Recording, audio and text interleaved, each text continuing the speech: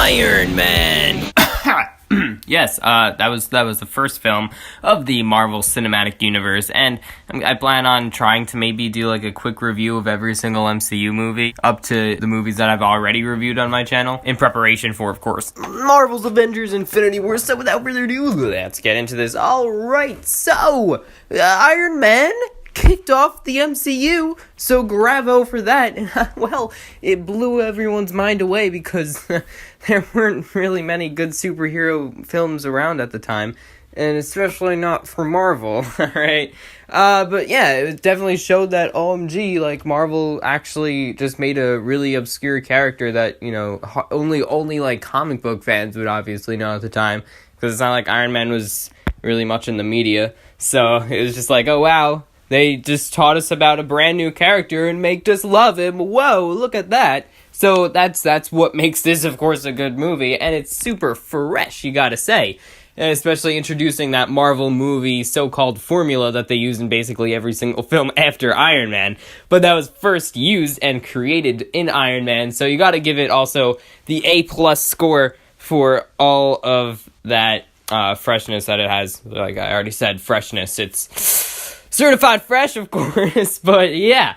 Also speaking of Rotten Tomatoes, it was the number one MCU film on Rotten Tomatoes. Just something worth mentioning. Up till just now, Black Panther released, and it's like, haha, nope. Okay, but anyways, yes, it was certainly quite a fresh film, and of course, probably my favorite part about the film is the casting, as in basically just the one character who is like perfectly casted, and obviously has been seen throughout the entire MCU, and I think we could all agree that Robert Downey Jr. is a truly phenomenal Iron Man, alright? He does the role of Tony Stark spot on, you know? Alright, but what was I about to say? Oh yes, how does it hold up to now, though? Nowadays, you look back on it, like looking back on the film, it's really not so amazing anymore, you know?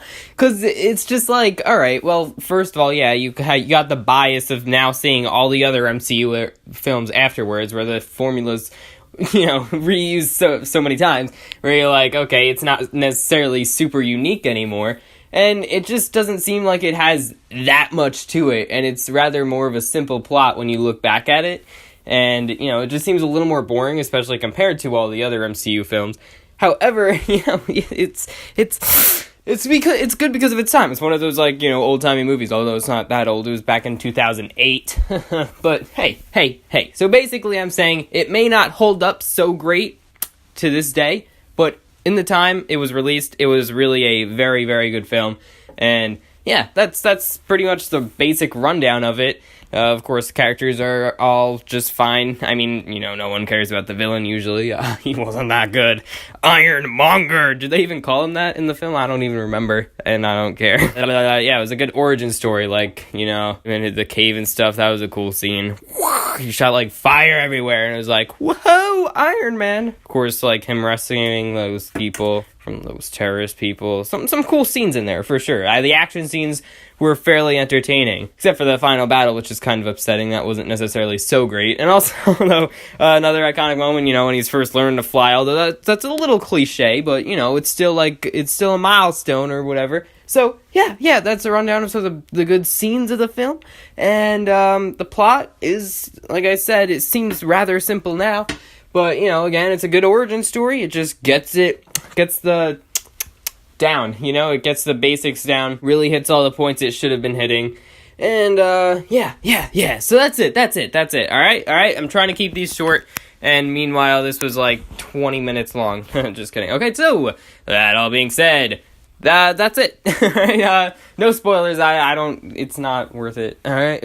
All right. See you guys later. Yeah. That all being said, thank you very much for watching. Remember to like, comment, and subscribe, and stay tuned for lots more videos coming real soon. We're gonna review, of course, the next film next, which is The Incredible Hulk. But was that movie necessarily so incredible? But The Invincible Iron Man. This movie isn't quite invincible, I gotta say, considering how it's kind of been outdated, but I mean, and yet it's not like that old, but you know, it's a movie with a franchise that has like for like 5,500